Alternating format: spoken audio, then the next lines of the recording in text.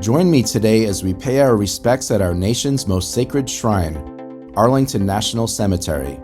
It is the final resting place of over 400,000 of America's military personnel and families, a number of Supreme Court justices, and 2 presidents.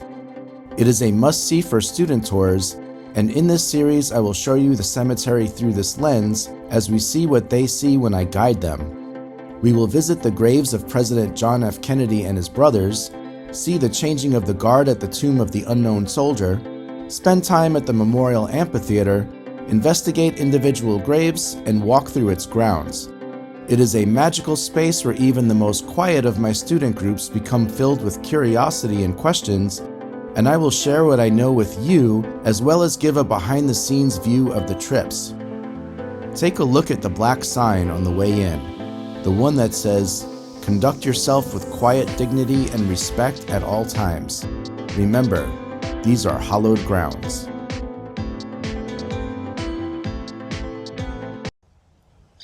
Now we are here, and as you can see, there's the Memorial Amphitheater, and the steps are right there where spectators watch. And you can't really see the guards from this angle, but they are there. There's one guard walking up and down at the moment.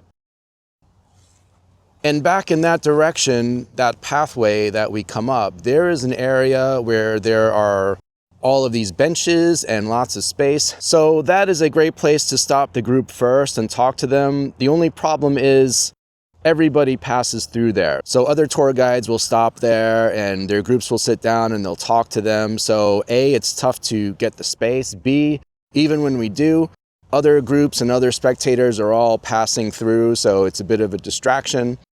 So most of the time, I do not stop there. Sometimes I do, and it works out, but more times than not, actually I'd probably say 3/4 of the time, we end up at this tree. And I love coming here by this tree because the space is pretty much always open for us, and we can get to the tomb very quickly. If things are going on for too long and we need to get over there, it is right there. So really up to this point, I have not talked to them too much about the tomb of the unknown soldier or the changing of the guard. I do mention on the bus that we are going there, but the thing is, there's so much about this cemetery to talk about in advance.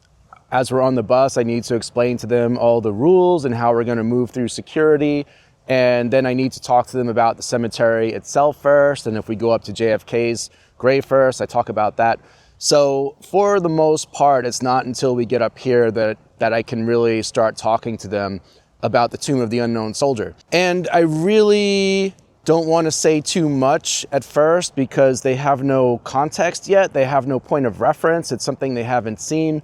But at the same time, I do need to give them some basic information so that they know what they're seeing. So what we do is we will stop here and we will talk for just a little bit, go over the very basics, and then we will watch the changing of the guard. And then we will head into the Memorial Amphitheater back there where I will sit them down and then talk in detail about what we just saw. Here I will confirm with them that they know what an unknown soldier is as compared to an identified soldier who was killed in action. And I will also mention to them about how it's terrible to begin with to be killed in war, but what's even worse is when nobody knows who you are and your families get no closure, there is no grave to visit, and they don't even know for a fact that you were ever killed. There's just no closure, and it's such a sad, horrible thing. So there is a need to have a place where families and loved ones can go to honor their missing soldier. And inside the tomb is an unidentified soldier who could represent their loved one. Now, of course, there's a lot more to it, but as I said, I go into more depth about this after we see the changing. And then there are the guards themselves. So the unknown soldier is being guarded by the tomb guards. And what exactly is it that we are seeing when we see a changing of the guard ceremony? So I explain this to them and tell them basically one person cannot walk back and forth 24 hours a day, all day long. That's impossible. They need to go in shifts. So right now at this time of year, they are changing the guard once an hour. In the spring, it is once every 30 minutes. In the middle of the night, it's once every 2 hours. So what we are seeing when we see the changing of the guard ceremony is exactly that. It is a literal changing of the human beings who are guarding the tomb. And when we first enter the area, we will see one guard walking back and forth. But then once the ceremony begins, 2 more guards come out. One is a commander, and the other one is a relief sentinel. He or she is the person who will replace the existing sentinel. And I also tell them that I will show them a specific place to stand, and where to stand is going to be on the steps closest to where we are now.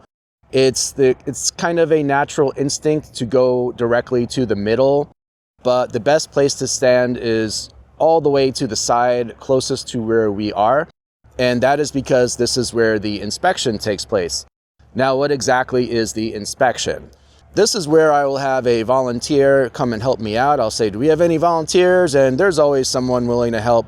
So a student will come up with me and I say, I am the commander and this student is the relief sentinel. And of course, me being the commander, I want to make sure that he or she is perfect for the job, because at the tomb, the unknown soldier deserves nothing less than perfection. So I need to make sure that the relief sentinel is absolutely perfect. So I will give my umbrella to the student, and I always carry an umbrella with me so that the kids can know exactly where I am. They can easily see me because they can see the umbrella. But I'll have it folded up and suddenly it becomes a rifle. And I will give my rifle to the student, and I will inspect the student. I will look the student from the top of his head down to the bottom of his feet. I will look left and right. I will take the rifle out of his or her hands and inspect it. I will check it for dust. I will check the mechanisms, which on my rifle is the button to open the handle. And then I pop it back in. Okay, everything is acceptable. I give the rifle back to the student. And then I walk around to the back of the student. And I will do the same thing. I will look up and down from the back, and I will look left and right. And then I decide, yes, everything is okay, and we can proceed. So at this point, the relief will replace the sentinel who was just on duty, and the sentinel who was on duty will go back to the Memorial Amphitheater behind, which is basically where they have their headquarters. That's where they stay when they're not actually in front of the tomb. So this is pretty much what I tell the kids at this point. I also make sure that they know that inside that area, everything needs to be absolutely quiet. It is an atmosphere of pure silence, so they cannot talk. If they absolutely have to say something, they need to do it in a whisper. Their cell phones need to be turned to vibrate. If they are holding any types of metal thermoses or plastic water bottles, they cannot be crinkling the water bottles, and they have to be absolutely sure that they do not drop their thermos, that kind of thing. They do very well with this. When they get over there, they are very well behaved. However, this being said, there are always noises anyway. There are airplanes flying overhead. You can hear lawnmowers. There is lots of landscaping always going on in this cemetery. If you are a landscaper and you need a job, this is a great place to apply because they seem to have their own army of landscapers. But you can hear that from the tomb sometimes, and there'll be noises of people's cameras making digital noises, and sometimes some kids do drop their water bottles and there are babies crying. So there always are noises regardless. However, when it could be avoided and it's not a natural accident, then it becomes a problem. And the tomb guards will not hesitate to yell at anybody. And it's something that I do see from time to time. So this is what I discuss with the kids before we go over. And then I'll say, is everyone ready? Follow me. And we will go over there and get ourselves into position to watch the changing of the guard. So I always like to get here at least 10 minutes early, and depending on the time of year, if it's a really busy, if it's the spring in the morning, it's like 9 a.m. or something, we need to get here even earlier than 10 minutes, at least 15, 20 minutes earlier if we want to get a good spot. Because if you get here at the very last minute when it's busy, it could be not the best experience. What you could be seeing is the backs of other people's heads instead of the actual changing of the guard. So we always want to time it so that we can get over there in time to get the good spot. And the majority of the spectators don't know that this spot is the best spot to stand to watch the inspection. They kind of naturally gravitate towards the center, but other tour guides do know. So we're kind of competing against other tour guides who want to bring their groups there. Most times I am able to get my groups in that spot. It doesn't always work out, but it usually does. And that's just because I make a point to get here early enough. So anyway, right now I will show you a clip of the changing of the guard. I actually filmed this clip a couple days ago, and it was the very last changing of the guard ceremony open to the public. So this was at 5 p.m. The cemetery closes to the public at 5 p.m. However, they do allow people to stay for one last changing at 5 o'clock. So I will show you that clip right now. And there is something that happens at the end of this ceremony that happens at 5 o'clock. That will only happen at the 5 o'clock ceremony. And that is that when it's over, they very formally say to the public, you don't have to go home, but you can't stay here, in very formal language. They're basically telling us that the cemetery is closing and that we need to leave. I will go ahead and run this clip now. So let's take a look.